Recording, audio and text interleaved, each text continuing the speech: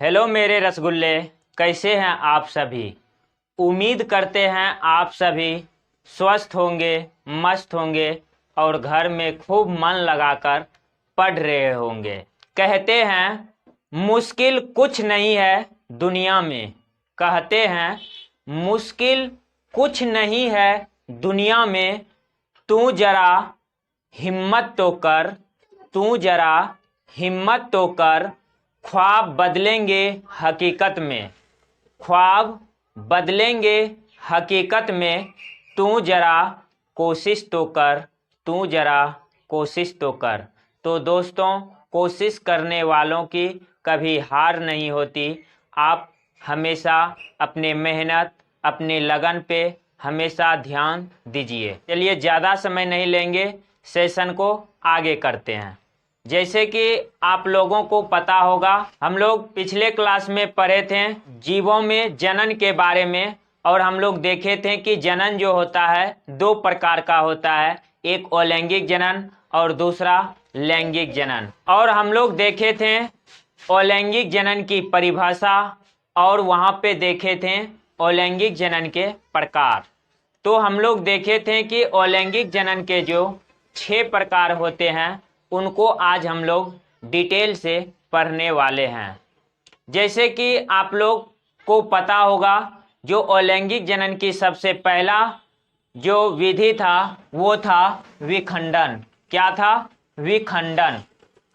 तो आपको यहाँ पे साफ साफ दिख रहा होगा अलैंगिक जनन के प्रकार हम लोग आज पढ़ने वाले हैं। और अलैंगिक जनन के 6 प्रकार होते हैं। कितने प्रकार? 6 प्रकार होते हैं। सबसे पहला प्रकार होता है विखंडन, और दूसरा होता है मुकुलन, और तीसरा होता है बीजाणु का बनना, और चौथा होता है पुनर्जनन, और पांचवा होता है खंडन, और छठा होता है कायिक परिवर्धन। और आज हम लोग पढ़ने वाले हैं पहला अलैंगिक जनन के पहला प्रकार विखंडन। विखंडन आप लोगों को यहाँ पे दिख रहा होगा। विखंडन इंग्लिश में हम लोग बोलते हैं फ्यूजन। क्या बोलते हैं? फ्यूजन।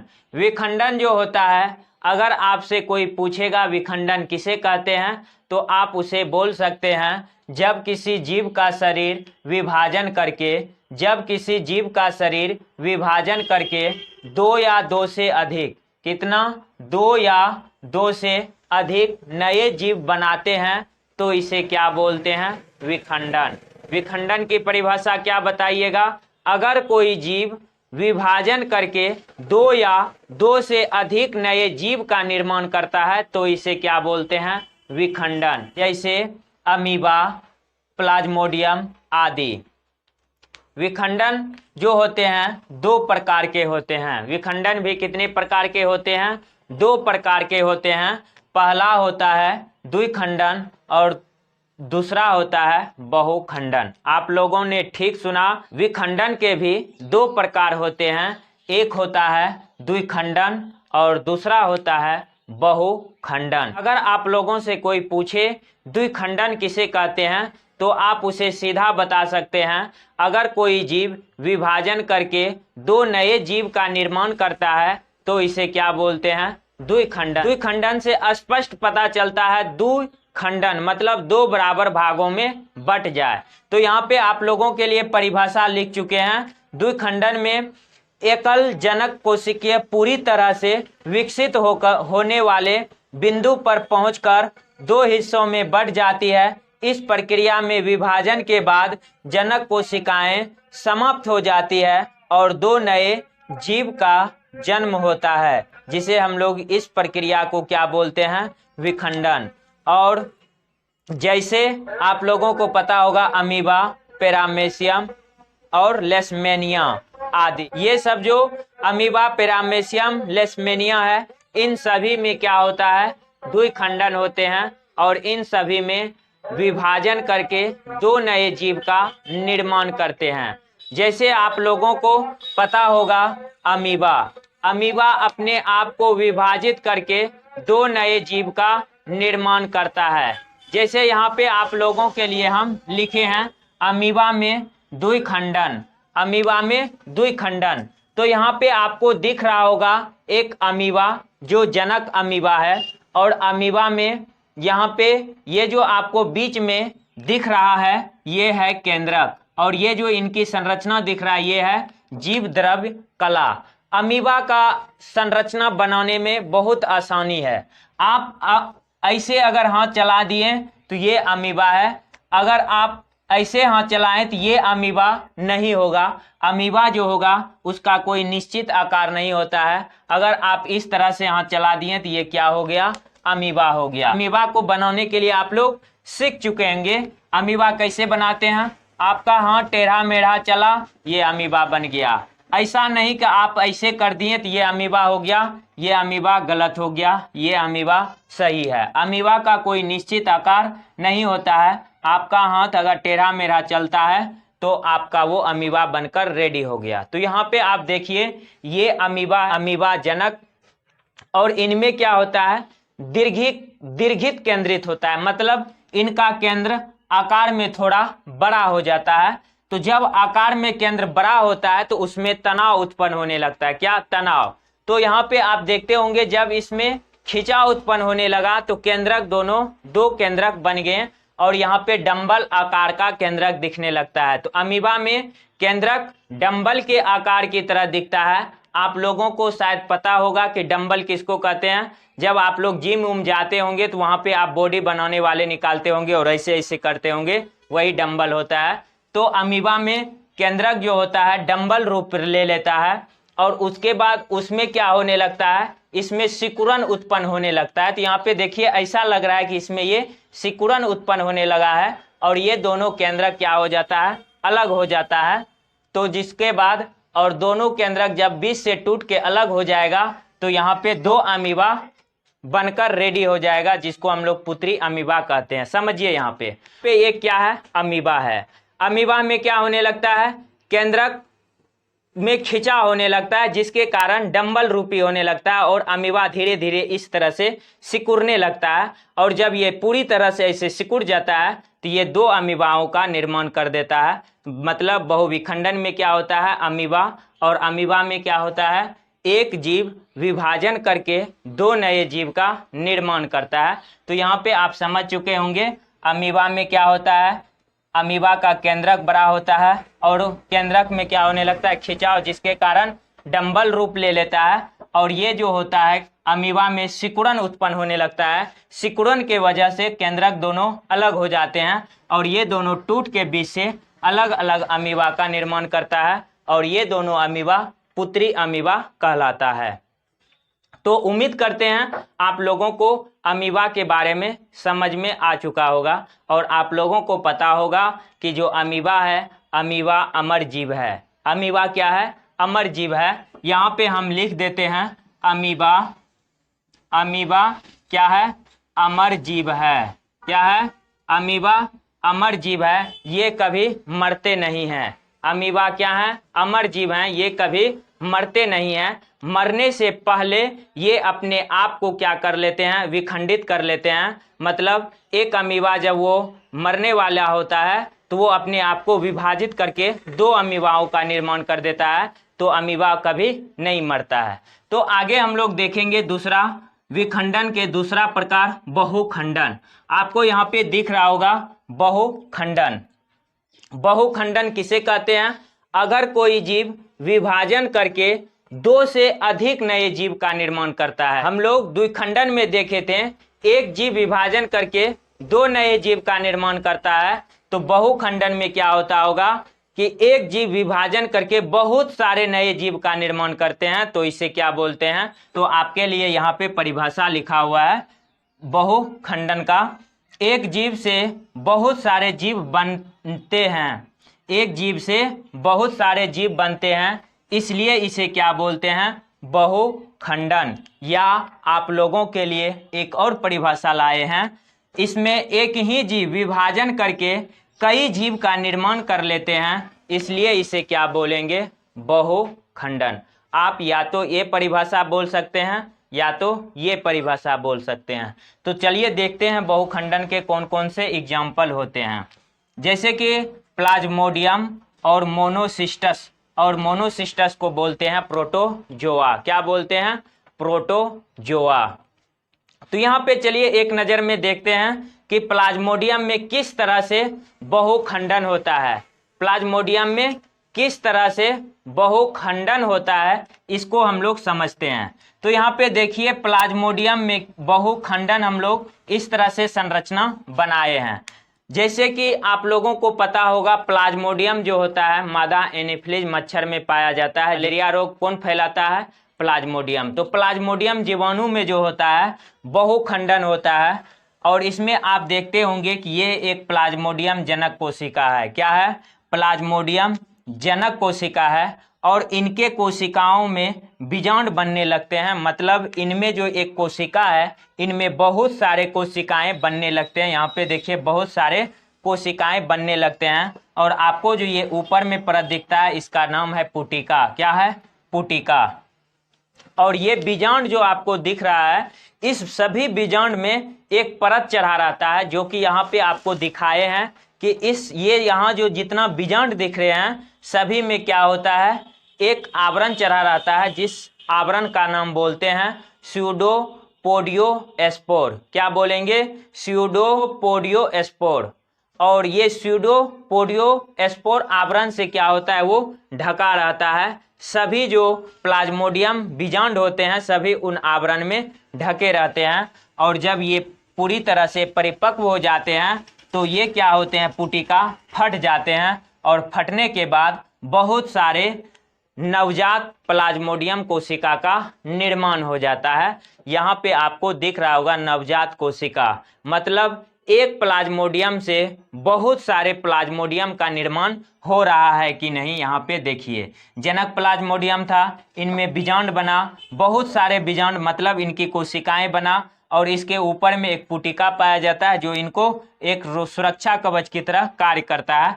और यहाँ जितना भी बीजांड दिखता है इस सभी में एक आवरण होता है जिसको स्यूडोपोडियोस्पोर बोलते हैं और जब ये पूरी तरह से परिपक्व हो जाता है तो इनकी पुटिका क्या हो जाता है? फट जाता है और सभी जो नवजात कोशिका हैं, जितने नवजात प्लाज्मोडियम हैं, जितने भी नवजात प्लाज्मोडियम कोशिका हैं वो सभी क्या हो जाते हैं? स्वतंत्र हो जाते हैं। तो उम्मीद करते हैं कि आप लोगों को बहुखंडन भी समझ में आ चुका होगा।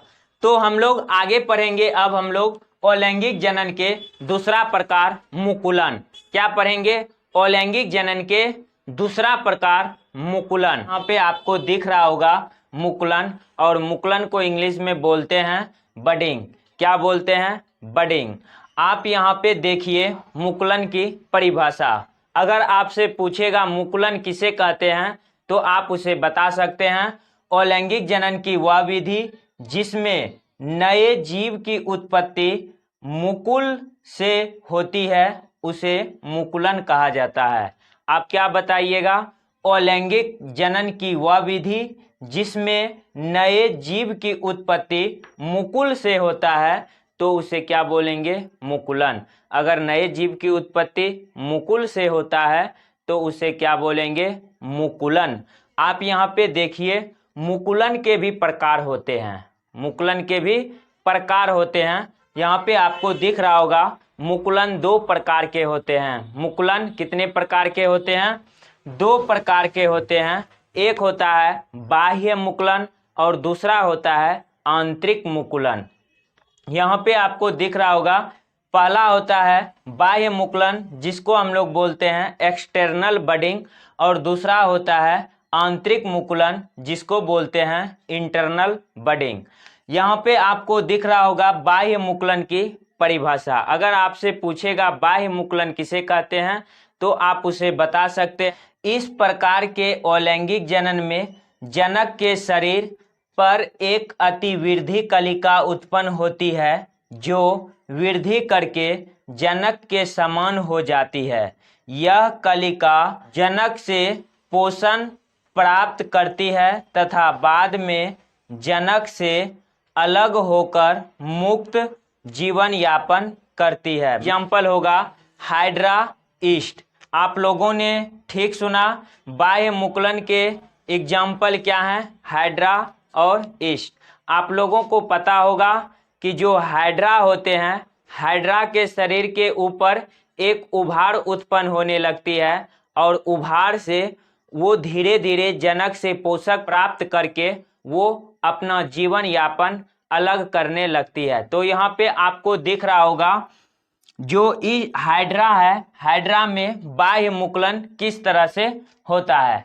तो यहाँ पे आपको संरचना दिख रहा होगा, हाइड्रा में बाह्य मुकुलन आपको यहाँ पे दिख रहा होगा जनक हाइड्रा।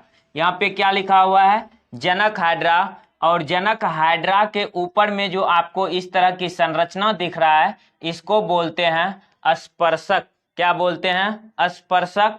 और यहाँ जिस जगह से स्पर्शक निकला हुआ रहता है उसे बोलते हैं हाइपोएस्टोम। क्या बोलते हैं, हाइपोएस्टोम। और ये पूरे शरीर किसकी है, जनक हाइड्रा की। ये शरीर जो है आपको दिख रहा है, ये है हाइड्रा। आपको यहाँ पे दिख रहा होगा एक छोटी सी बिंदी, ये जनक शरीर में थोड़ा सा उभार उत्पन्न होना शुरू हो जाता है और ये आगे जाके इसमें और उभार उत्पन्न होने लगता है। आपको यहाँ पे दिख रहा होगा ये जो छोटी सी उभार थी वो और वृद्धि करके थोड़ा बड़ा उभार हो जाता है, जिसका नाम होता है मुकुल, जिसको हम लोग क्या बोलते हैं, मुकुल। और ये मुकुल और जनक से पोषक प्रदान करके और वृद्धि कर लेता है और वृद्धि करने के बाद ये जनक के समान दिखने लगता है। यहाँ पे आपको दिख रहा होगा जनक के समान। और ये बाद में इस तरह से टूटकर ये अपना अलग जीवन यापन करने लगता है। तो यहाँ पे आपको दिख रहा होगा नवजात हाइड्रा, मतलब एक जनक हाइड्रा से एक नए नवजात हाइड्रा का निर्माण होता है। तो यहाँ पे आपको और एक एग्जाम्पल दिख रहा होगा, ईस्ट में बाह्य मुकुलन। ईस्ट में बाह्य मुकुलन आपको यहाँ पे दिख रहा होगा, ईस्ट में भी बाह्य मुकुलन होता है। तो यहाँ पे देखते होंगे एक ईस्ट जनक है, क्या है, यहाँ पे एक ईस्ट जनक है और इनके शरीर पे क्या हो रहा है, उभार उत्पन्न होना शुरू हो गया और इस तरह से अनेक ईस्ट मुकुलन बन गए। यहाँ पे दिख रहा होगा कि अनेक ईस्ट, यहाँ पे क्या है, अनेक, एक जनक ईस्ट से बहुत सारे अनेक ईस्ट बन गए। यदि एक जीव के ऊपर अनेक मुकुल निकल आए तो इस प्रक्रिया को टेरुलेशन कहते हैं। क्या बोलेंगे, टेरुलेशन। यदि एक जीव के ऊपर, यदि एक जीव के ऊपर अनेक मुकुल निकल आए, यहाँ पे आपको दिख रहा होगा अनेक मुकुल निकल आए, तो इस प्रक्रिया को क्या बोलते हैं, टेरुलेशन। क्या बोलेंगे, टेरुलेशन। अगर एक जीव के ऊपर अनेक मुकुल निकल आए तो इस प्रक्रिया को बोलते हैं टेरुलेशन। मुकुलन के दूसरा प्रकार अब पढ़ेंगे आंतरिक मुकुलन। हम लोग पहला प्रकार देखें, मुकुलन के पहला प्रकार बाह्य मुकुलन। और बाह्य मुकुलन के एग्जाम्पल क्या है, ईस्ट और हाइड्रा। और हम लोग चित्र के माध्यम से देखें, हाइड्रा में बाह्य मुकुलन और ईस्ट में बाह्य मुकुलन। अब हम लोग पढ़ेंगे मुकुलन के दूसरा प्रकार आंतरिक मुकुलन। यहाँ पे आपको दिख रहा होगा आंतरिक मुकुलन। आंतरिक मुकुलन का परिभाषा पूछेगा तो आप बता सकते हैं, इस प्रकार के जनकों के शरीर में ऐसी विशिष्ट रचनाएं विकसित होती है जो नए शिशु प्राणी को जन्म देने में सक्षम होते हैं। स्पंज में इन संरचना को क्या बोलेंगे, जेम्यूलस। क्या बोलेंगे, स्पंज में इस प्रकार की संरचना को बोलते हैं जेम्यूलस। और यहाँ पे इसका एग्जाम्पल, आंतरिक मुकुलन का एग्जाम्पल क्या है, स्पंजिला। क्या है, स्पंजिला। यहाँ पे आपको दिख रहा होगा आंतरिक मुकुलन का एग्जाम्पल क्या है, स्पंजिला। और यहाँ पे दिख रहा होगा स्पंजिला में आंतरिक मुकुलन। यहाँ पे स्पंजिला का संरचना बना हुआ है। आपको यहाँ पे जो बीच में दिख रहा है इस तरह का संरचना, कोशिकानुमा संरचना, ये है पूर्ण सख्त कोशिका। क्या है, पूर्ण सख्त कोशिका, जिसको हम लोग कोइनोसाइटस बोलते हैं। क्या बोलते हैं, कोइनोसाइटस। और आपको यहाँ पे जो एक्स नुमा संरचना दिखता है इसको बोलते हैं कंटक। क्या बोलेंगे, कंटक। और ऊपर में जो आपको छिद्र नुमा संरचना दिख रहा है इसको बोलते हैं माइक्रोपाइला। क्या बोलेंगे, माइक्रोपाइल। तो आप लोगों के लिए ये थी पूरी अलैंगिक जनन की 6 विधि में हम लोग अभी 2 विधि पढ़े हैं। सबसे पहला विधि पढ़े हैं विखंडन और दूसरा विधि पढ़े मुकुलन। अब हम लोग नेक्स्ट सेशन में पढ़ेंगे बीजाणु का बनना। अलैंगिक जनन का तीसरा जो प्रकार है बीजाणु का बनना हम लोग नेक्स्ट क्लास में पढ़ने वाले हैं। अगर आप इस चैनल पर नए हैं तो इस चैनल को सब्सक्राइब करके जरूर जाइए। लोगों के लिए एक छोटा सा टारगेट है, इस वीडियो में 100 लाइक पूरा करवा दीजिए। फिर मिलते हैं हम लोग नेक्स्ट सेशन में। आज के लिए इतना ही। आप लोग खूब मन लगाकर पढ़िएगा और आप अपना ख्याल रखिएगा।